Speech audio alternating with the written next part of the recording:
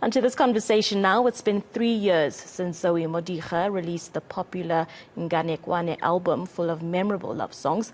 Now Modiga embarks on the last leg of her tour, concluding of the 20th of October at the Star Theatre in Cape Town. Now this is a special kind of celebration of an album released during the height of COVID-19 back in 2020 and features hits such as Abantu and Intsha. Singer and songwriter Zoe Modiga joins me now to chat about what turned out to be a much beloved project. Good evening to you, and thank you very much for joining us here on Newsnight. Thank you so much for having me, Abigail. It's my I'm happy to be pleasure. here with you. Thank you so much. Happy Heritage Day. Yes, in anticipation of tomorrow. But I wanted to start there.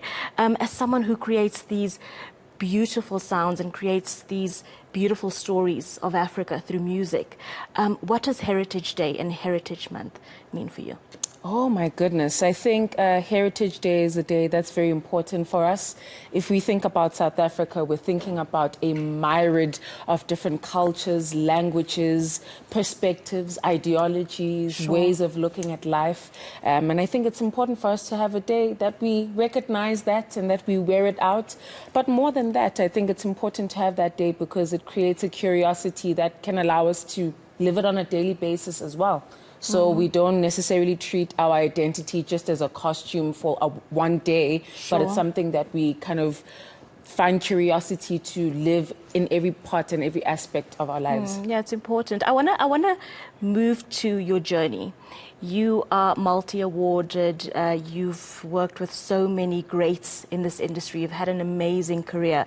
But I want to take it back to where it all started and where this love and passion for storytelling and music started. You are classically trained, if I'm not mistaken, in classical music and jazz. Yes. Is that where it started, this sort of love affair with music?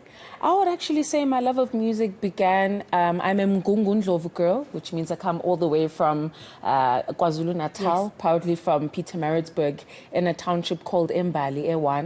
And very typical to that warm upbringing is that I wasn't just raised by my grandparents, but I was raised by the entire community. And in being raised by the entire community, I got to observe at a very early age the impact that music had and how it was the soundtrack to our lives. So we would listen from jazz to kwaito to house music to gospel music, and I think that's where I fell in love with the impact that music has in people's lives. And I learned very early on that I wanted to evoke people's feelings as well, and hopefully one day to be the soundtrack to people's lives. So that was the beginning for me. And then I got the opportunity to study classical music at the National School of the Arts, which is in Braamfontein. I studied piano, vocals, and clarinet, so I was also able to play in orchestras. And then later on, I was able to study jazz vocal performance. Stunning. So it's been a beautiful life of incredible understanding of what this music world is. Yeah, and you can tell, I think, in your music just how well-rounded you are and how experienced you are. I mean, your music is absolutely stunning. I don't have to say that. We all know. But let's talk about this tour. Then it's heading to Cape Town? Yes. In October. Absolutely. Is this sort of a closing of a chapter for you? Talk to us about the tour and what it means to you. Oh, the tour for me is really just a love letter to the music lovers. Ingane-kwane, which is loosely translated Zulu fairy tale, is an album that was released in the thick of the pandemic in 2020. And it is an album that really is there to celebrate people of color.